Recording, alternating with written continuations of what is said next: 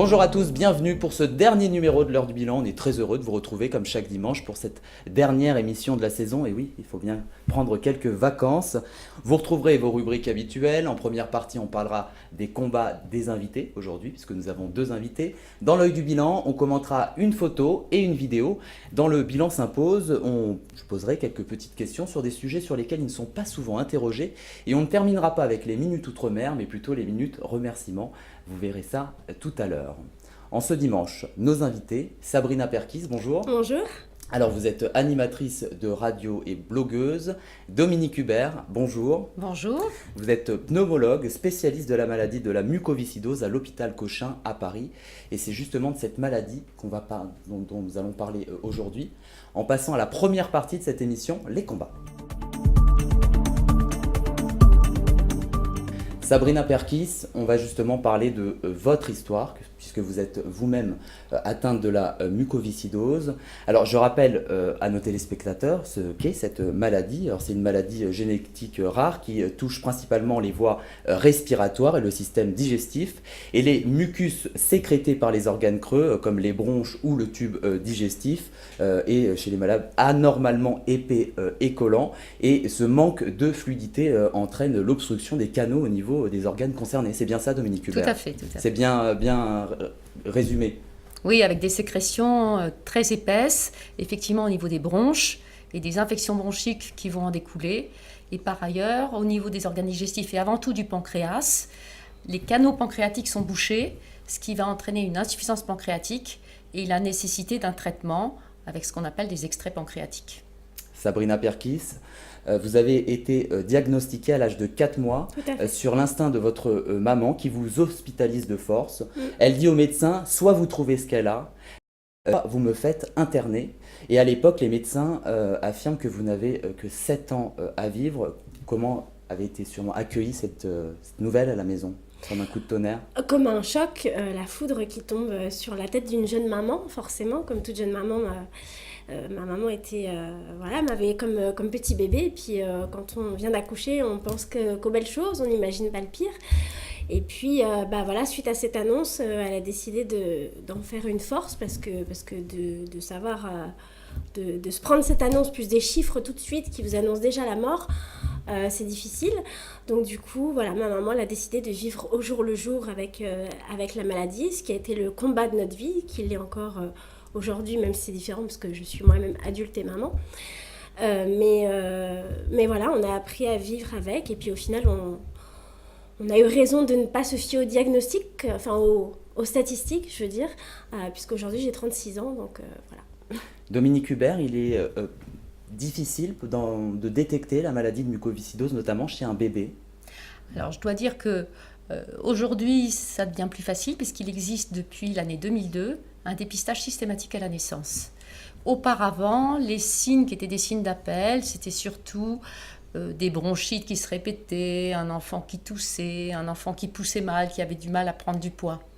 Mais aujourd'hui, il y a quand même eu des progrès puisque la plupart des patients atteints de mucoviscidose vont être diagnostiqués dès leur naissance et adressés à un centre spécialisé en mucoviscidose.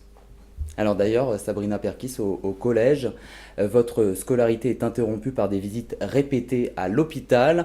Alors vous apparaissez auprès des autres enfants comme, je vous cite, une copine sympa mais instable. Vous n'avez pas le soutien non plus de vos professeurs. D'ailleurs, en troisième, vous nous avez parlé de cette anecdote à la préparation de cette émission. La proviseure disait, vous êtes un joli décor qui ne sert à rien. Ouais. Quelle a été votre réaction à ce moment-là? Alors la mienne à ce moment-là, pas franchement, c'était pas franchement un choc, puisque tout simplement quand on passe en troisième, quand on est au lycée, on a 13-14 ans, donc on est un petit peu en plein dans l'adolescence, donc on se rend pas compte de l'importance des études. Donc pour moi, c'était pas très sympa, mais c'était pas très grave. Par contre, plus tard, et aujourd'hui dans ma vie de femme, j'ai ce manque de confiance que j'essaye de cacher, j'essaye de montrer beaucoup d'assurance, alors qu'au fond de moi, ça m'a complètement détruit en fait. Parce qu'on a l'impression qu'on est une maladie et que par rapport à ça, on ne sait rien faire d'autre en fait. C'est une phrase qui peut avoir beaucoup d'impact. Donc aujourd'hui, je le revendique à fond, mais ça m'a c'est fou comme une personne, surtout du milieu scolaire, parce que le scolaire pour un enfant, ça représente un petit peu l'avenir, peut avoir beaucoup d'impact pour la suite. Donc voilà. Qu'est-ce que ça vous inspire, Dominique Hubert? C'est des témoignages que parfois on a pu aussi vous rapporter? Oui, alors je voulais revenir un petit peu sur ce que vous disiez tout à Oui. l'heure, sur une butée dans la vie, qu'on a dit pour la maman de Sabrina qui était l'âge de 7 ans. Moi, ce que j'ai souvent entendu de mes patients adultes, c'est qu'ils avaient entendu dire quand ils étaient petits qu'ils ne dépasseraient pas l'âge de 20 ans.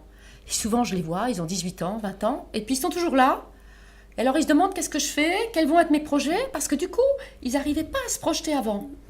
Et le fait de passer la barrière qu'on leur avait donnée comme étant une barrière finale, ils vont devoir se projeter au-delà, et nous les aidons aussi à cela. Alors, ce que je dois dire aussi, c'est que les choses changent progressivement. Je vous ai dit que beaucoup d'enfants maintenant sont diagnostiqués à la naissance. Ces enfants, ils deviennent plus grands. On ne leur dit plus non plus qu'il y a une barrière à l'âge de 20 ans, puisque petit à petit, il y a des années de vie qui sont gagnées en mucoviscidose, avec des progrès qui ont été faits d'abord avec des médicaments pour traiter les symptômes, des enzymes pancréatiques pour traiter le non-fonctionnement du pancréas, de la kinésithérapie respiratoire pour dégager les bronches, des antibiotiques pour lutter contre les infections, le fait que les patients soient suivis dans des centres de soins spécialisés, donc on connaît mieux la maladie, on arrive mieux à leur donner les traitements. Déjà ça a donné beaucoup d'années de vie. Et puis, de façon plus récente, des traitements plus spécifiques sur la mucoviscidose qui permettent de se projeter encore plus loin.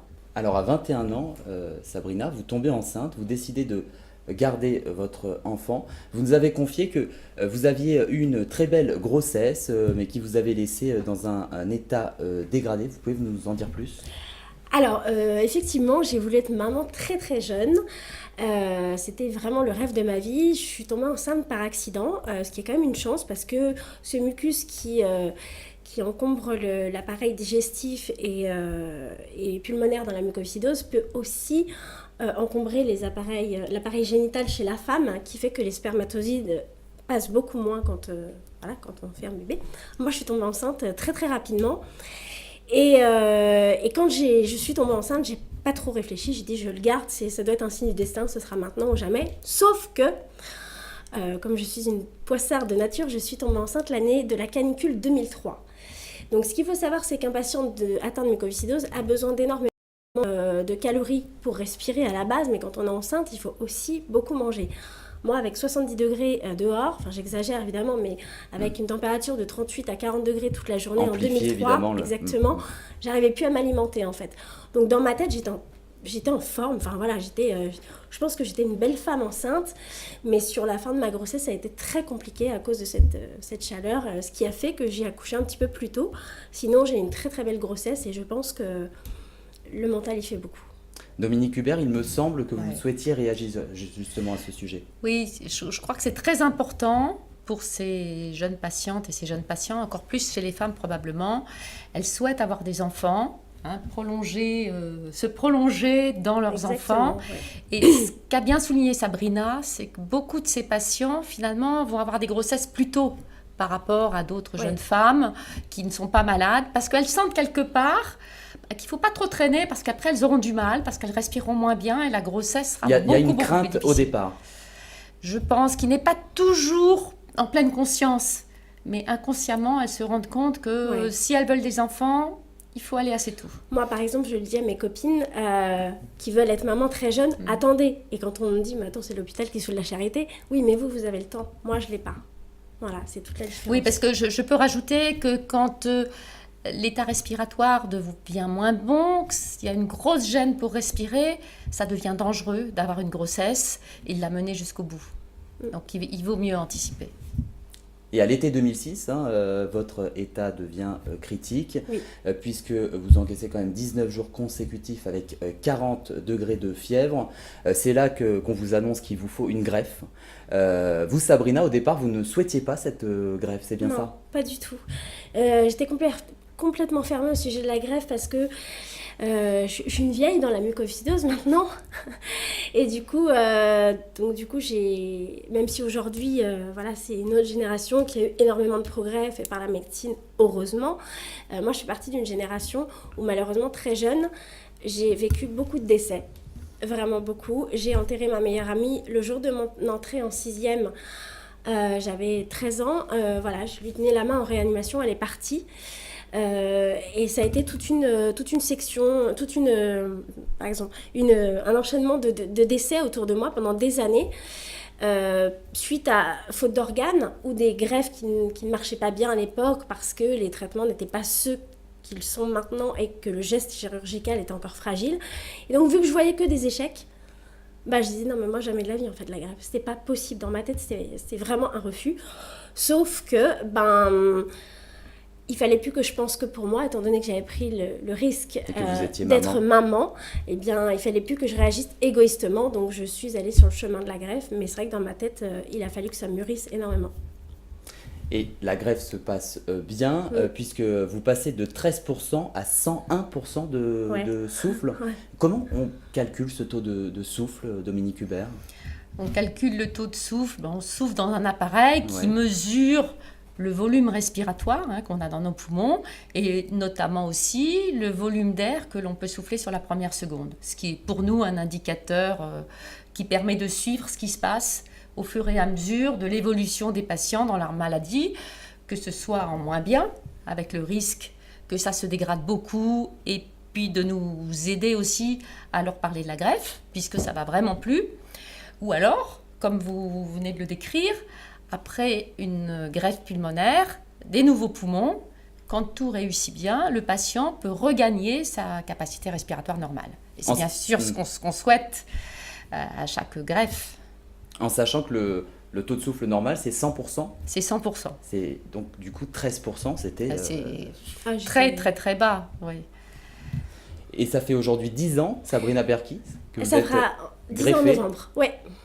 Quelle est votre vie quotidienne aujourd'hui ? Je cours. Ouais.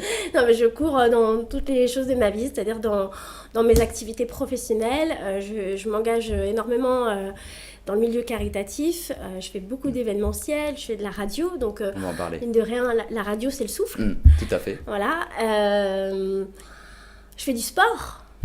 Donc j'ai une vie presque normale avec des petits rappels à l'ordre. C'est-à-dire des prises de médicaments, des notamment. Prises de médicaments et puis de fatigue aussi, parce qu'il y a certains médicaments qui sont assez toxiques. Donc des fois j'ai des coups de fatigue. Mais au niveau des poumons, c'est clair que je respire sans machine, je respire sans oxygène, j'ai plus de kiné. C'est une nouvelle vie. C'est une nouvelle vie depuis 10 ans, bien sûr. Ouais.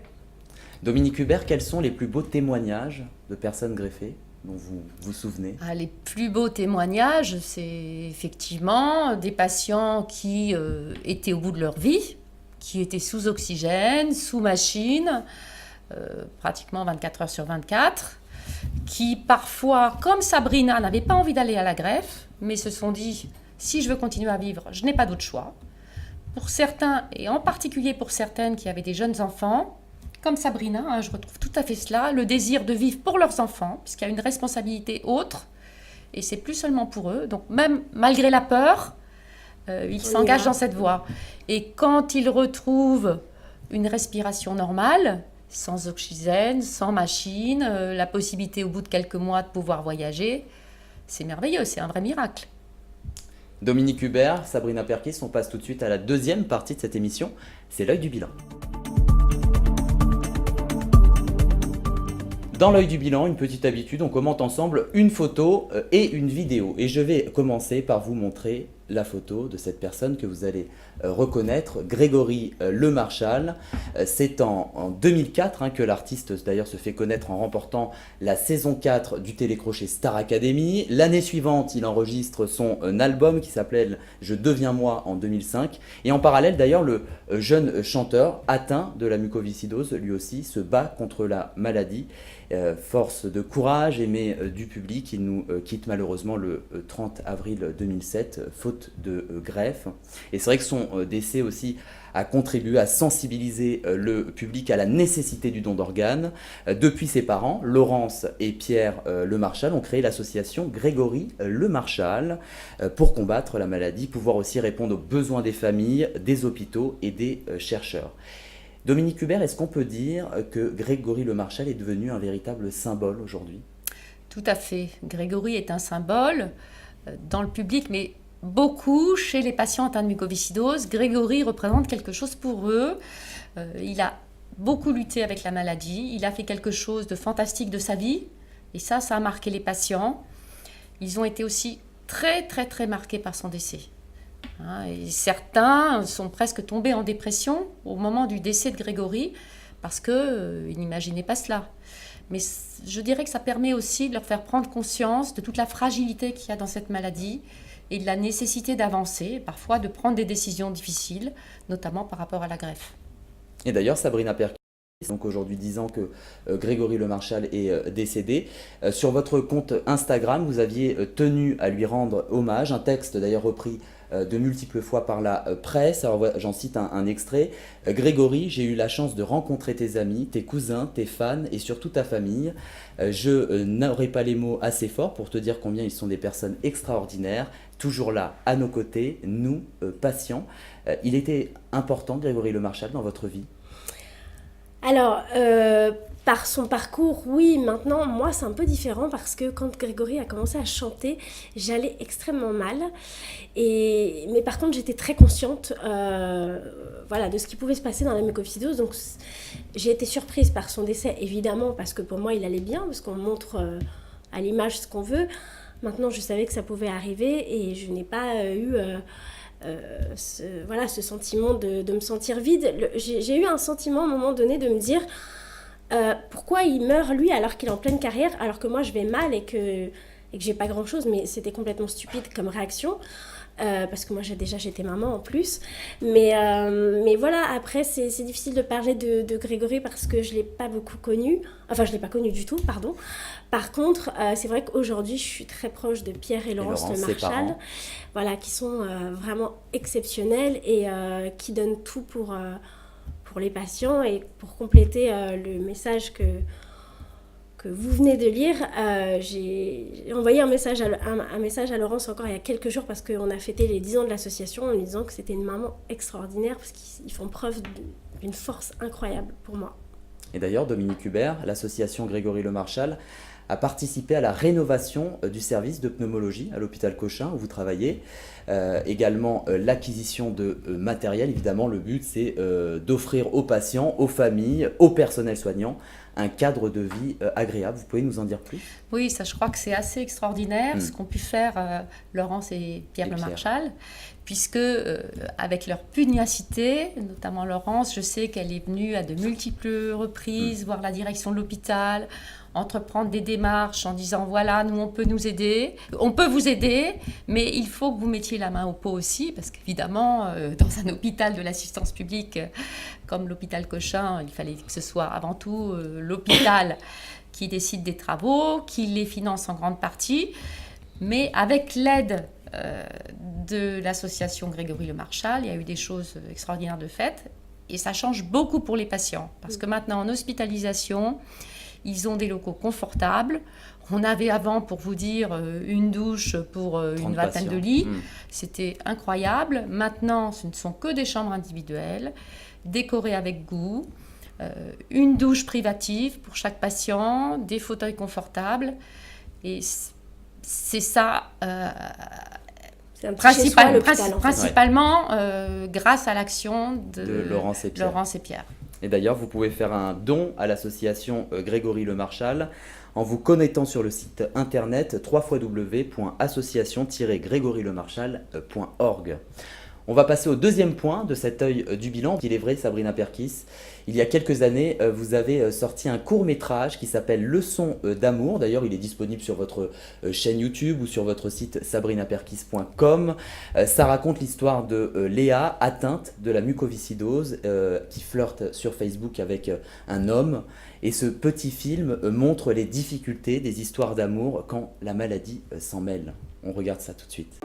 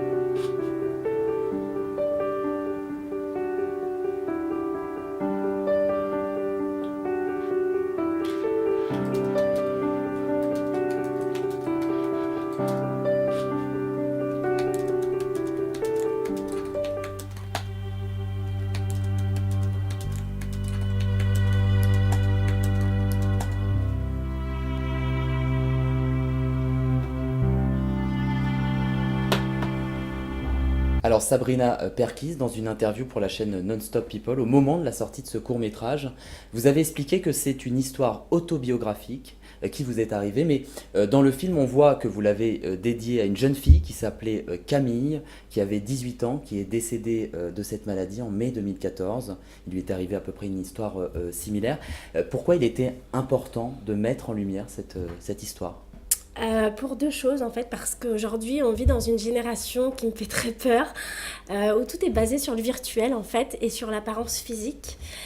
Donc voilà, il y a un premier message par rapport à ça. Aujourd'hui, on voit beaucoup de jeunes qui tombent amoureux voilà, virtuellement. Donc il y a ce message d'abord, et puis aussi le fait que la différence avec la maladie, comme on le voit dans le petit extrait, c'est qu'on se rencontre sur Facebook avec une photo de profil, mais à cette époque-là, je ressemblais plus à cette photo de profil. J'étais complètement dégradée physiquement, parce que j'attendais cette greffe. Et il s'est passé que dans ma vie, j'ai croisé cette petite Camille, effectivement, auquel je me suis vraiment beaucoup attachée, qui m'a considérée un petit peu comme sa grande sœur et qui a vécu une histoire similaire juste avant sa deuxième greffe.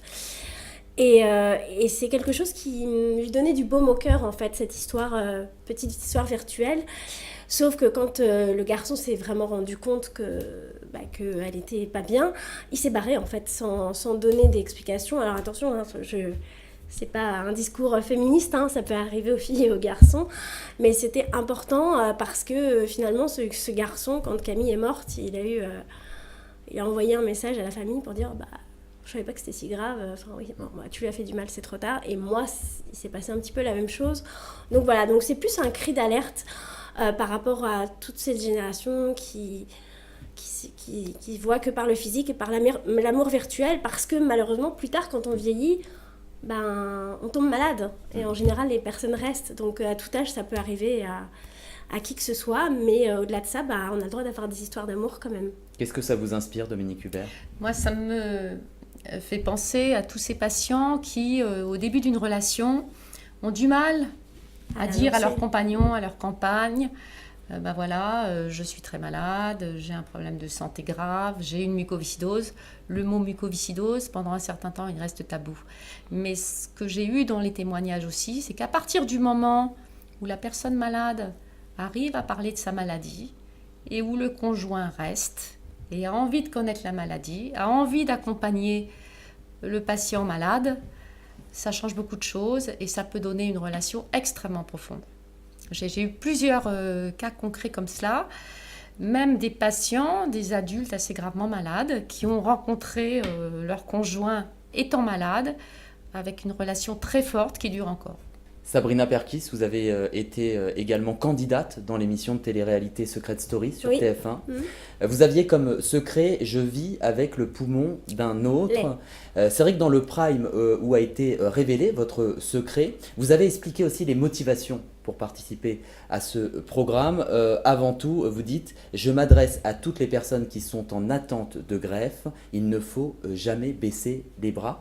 Est-ce que votre témoignage, ce soir-là, devant des millions de téléspectateurs, a pu aider certains malades ? Alors, je crois que déjà, le mot « jamais baisser les bras », Grégory Le Marchal l'avait véhiculé avant moi. Maintenant, c'est vrai qu'on se ressemblait beaucoup par rapport à notre combativité, je pense. Mais effectivement, quand j'ai fait cette émission, c'était un petit peu à double message. C'était pour moi vivre la colonie de vacances que j'avais jamais eu l'occasion de vivre à cause de ma maladie, mais aussi pour montrer aux patients que rien n'était impossible et que voilà, j'avais voulu faire cette aventure, j'avais réussi à la faire et que même si on est en attente de greffe, les choses sont possibles, peut-être pas au moment où on veut le faire, mais c'est possible un petit peu plus tard. Et par rapport au message du don d'organes, oui, bien sûr, j'ai eu beaucoup de messages après de gens qui m'ont dit j'ai eu envie de prendre ma carte de donneur d'organes parce que quand j'ai vu ta pêche et malgré la gravité de ta maladie, on voit que tu vis à fond et que tu arrives à parler du don d'organes de manière pas angoissante, parce que par rapport à ce message-là, il y avait vraiment et encore un côté tabou pour se positionner sur le don d'organes. Les gens font pas trop la différence avec donner son corps à la science, donner ses organes, et les jeunes, ils ont besoin qu'on leur parle avec des mots simples. Je pense que j'ai expliqué les choses simplement et ça a fait prendre conscience à certaines personnes, donc tant mieux. Évidemment, Dominique Hubert, il est important de le rappeler aussi. Oui, et je crois que tout ce qui est témoignage, c'est important lorsque on a vécu quelque chose. Des patients qui sont des patients greffés, qui vont bien, qui ont rencontré éventuellement à certains moments des difficultés, c'est bien qu'ils puissent accompagner les patients en démarche de greffe. Parce que ça va leur permettre de pouvoir attendre peut-être certaines difficultés, mais de passer le cap. Alors, ce que je peux rajouter peut-être pour la greffe maintenant, pour les gens qui sont en attente de greffe, et ça c'est à la suite du le Marshall, a été instauré en France ce qu'on appelle la super-urgence, de façon à essayer que des patients ne ratent pas un don d'organes. Et si un patient est très très sévère, nous avons la possibilité maintenant de le placer en super-urgence, si bien qu'il va devenir prioritaire pour tout organe disponible éventuellement pour lui sur la France entière. Et dans la plupart des cas, la greffe peut se faire alors dans les 2-3 jours. Moi, je voudrais juste rajouter quelque chose parce qu'on me pose souvent la question. Le docteur Hubert vient de très bien l'expliquer, mais ce qu'il faut vraiment comprendre et savoir, parce que quand je rencontre des gens, on me dit « Non, je ne comprends pas pourquoi Grégory n'a pas été greffé, il était célèbre. » Il n'y a pas de passe-droit dans la greffe. Voilà, qu'on soit très connu, pas connu, le patient est unique. Il n'y a pas de célébrité, il n'y a pas de question d'argent, il n'y a pas de sous-table, il n'y a rien du tout. Donc, une greffe, c'est pas je te donne des organes, il y a une vraie question de compatibilité et on donne, le donneur donne au patient qui a besoin le plus urgent. Voilà. Donc ça, je le souligne souvent parce que c'est important de le rappeler parce qu'effectivement, ça a pu décourager certains malades pour la cause du décès de Grégory Le Marchal. Aujourd'hui, Sabrina Perkis, vous êtes animatrice radio, vous présentez sur Radio Veb tous les dimanches en direct à 17h une émission qui s'appelle À votre santé. Vous écrivez énormément aussi sur votre site, sabrinaperkis.com. Et c'est vrai que sur toutes ces plateformes, que ce soit la radio, sur votre site internet, vous donnez la parole aux patients, vous mettez en lumière différentes maladies. Votre combat dépasse les frontières aujourd'hui. Oui, c'est vrai. Je voulais pas m'enfermer dans le domaine de la santé et finalement, ce que je sais faire de mieux, c'est ça. Et ce que j'aime par-dessus tout, c'est aider les gens. Parce que j'aime les gens, j'aime connaître les histoires. Et aujourd'hui, il y a vraiment beaucoup de personnes qui nous écrivent sur mon site pour nous confier leurs histoires, qu'on mette en lumière différentes pathologies, différents parcours de vie, parce qu'il n'y a pas que le mien, il n'y a pas que celui de Grégory Le Marchal, et on traite toutes les maladies. Et je crois que ça leur fait du bien, et effectivement, ça dépasse la France. Les France. Ouais. Voilà. Sabrina Perkis, Dominique Hubert, on passe tout de suite à la troisième partie de cette émission, c'est le bilan s'impose. Et dans le bilan s'impose, on parle avec nos invités sur des sujets sur lesquels ils ne sont pas souvent interrogés, quoique ça peut se rejoindre. On va parler de la lutte contre la pollution de l'air. C'est vrai que la pollution de l'air extérieur est un gros enjeu de santé publique. On va se concentrer uniquement d'ailleurs sur la pollution routière. Et c'est vrai que selon la Cour des comptes, la pollution de l'air coûte en dépenses de santé publique chaque année 30 milliards d'euros. Et selon un rapport du Comité d'évaluation et de contrôle des politiques publiques, les émissions polluantes ont fortement baissé déjà depuis les années 90. Donc ça, c'est déjà la première bonne nouvelle, avec une diminution des émissions de particules fines de 55%. Qu'est-ce que vous pensez, vous, de cette évolution, Dominique Hubert ? Il faut qu'on arrive vers une diminution de la pollution, c'est évident. Et d'ailleurs, puisqu'on est chez nos patients ayant des insuffisances respiratoires, en particulier la mucoviscidose, ça ne peut être que bénéfique pour eux. Sabrina Perkis. Moi, évidemment, je vois les choses qui sont mises en place. Par exemple, l'année dernière, avec les numéros d'immatriculation. Alors évidemment, ça embête tout le monde, mais c'est quelque chose de bénéfique. Moi, je sais que je prends un exemple tout bête qui est des difficultés à respirer. Quand je passe une journée sur Paris, le soir, je le paye, vraiment. Donc je suis essoufflée, j'ai le nez pris, donc bien sûr qu'on clame haut et fort pour qu'il y ait d'autres dispositions. Et d'ailleurs, c'est vrai qu'à Paris, il est désormais plus possible de circuler. Alors je ne sais pas si vous avez entendu parler de cette nouvelle vignette qui s'appelle Crit-Air, qui certifie d'ailleurs le niveau de pollution de votre véhicule parmi 6 rangs. Alors du plus polluant au moins polluant. Elle pourra servir à désigner d'ailleurs quels rangs pourront circuler lors des pics de pollution. Vous trouvez que c'est une bonne idée, vous, Dominique Hubert ? Oui, c'est une bonne idée d'empêcher les voitures qui sont très très polluantes de pouvoir circuler, ça, tout à fait. Sabrina Perkis. Moi, je pense que oui, c'est une bonne idée. Maintenant, il ne faut pas, je pense, se focaliser juste sur l'automobile. Il y a aussi d'autres choses à prendre en considération. Donc, il ne faut pas que ce soit pénalisé que sur les automobilistes. Et dans le passé, c'est vrai qu'on avait eu d'autres moyens aussi qui avaient été employés de manière provisoire pour limiter cette pollution. La circulation alternée avant, qui s'appliquait juste aux plaques d'immatriculation, les limitations de vitesse. On a, par exemple, en Île-de-France, le périphérique est passé de 80 à 70. Et aujourd'hui, d'ailleurs, toutes les grandes villes de France sont en train de se convertir à la vignette Crit-Air. C'est ce qui participe évidemment à cette baisse de la pollution. Et d'ailleurs, il y a quelques jours, je ne sais pas, Dominique Hubert, si vous avez entendu cette actualité, le pneumologue Michel Aubier, entendu par une commission sénatoriale sur le coût économique et financier de la pollution de l'air, en oubliant de dire qu'il avait touché plus de 150 000 euros par an de total entre 2013 et 2014. Qu'est-ce que ça vous inspire, cette actualité ? Je ne vais pas faire spécifiquement de commentaires par rapport à ce professeur de pneumologie. Simplement, ce que je peux dire, c'est que nous sommes tenus, nous les médecins, de déclarer tous nos liens d'intérêt, bien sûr à l'assistance publique, mais aussi ailleurs, c'est bien évident. On peut parfois avoir des missions de conseil, mais c'est absolument indispensable qu'on sache si on a été rémunéré par rapport à des laboratoires pharmaceutiques ou par rapport à des entreprises. Dominique Hubert, Sabrina Perkis, on passe tout de suite à la toute dernière rubrique de cette émission. Et ce n'est pas les minutes outre-mer, c'est les minutes remerciements. Les minutes remerciements, évidemment, c'est la dernière émission de la saison. Évidemment, je tenais à remercier toute l'équipe de cette émission qui m'ont accompagné pendant tous ces mois. Déjà Romain Gaspard, notre rédacteur en chef. On a Raphaël Aflalo, notre journaliste, qui m'a aidé à préparer toutes ces rubriques. Max Lolotte, notre directeur des programmes, qui est en régie actuellement. Et un grand merci pour ta confiance. Évidemment, Chloé. Alors Chloé, t'es où ? T'es là. Un grand merci aussi pour ces beaux reportages. Evans Dupuis, Jonathan Sibeta qui n'ont pas pu être avec nous aujourd'hui. À la direction de cette chaîne, Georges Tose, un grand merci pour cette confiance. Et merci évidemment à tous nos invités pour cette belle saison. Évidemment, un merci à vous tous de nous avoir suivis chaque dimanche. Et je vous sais très nombreux et ça nous fait très plaisir. Merci à toutes les deux également d'avoir été avec nous aujourd'hui. Je rappelle Sabrina Perkis, que vous êtes bloqueuse, animatrice de radio, Dominique Hubert, vous êtes pneumologue, spécialiste de la maladie de mucoviscidose à l'hôpital Cochin à Paris. Et merci, on se retrouve au mois de septembre et bel été.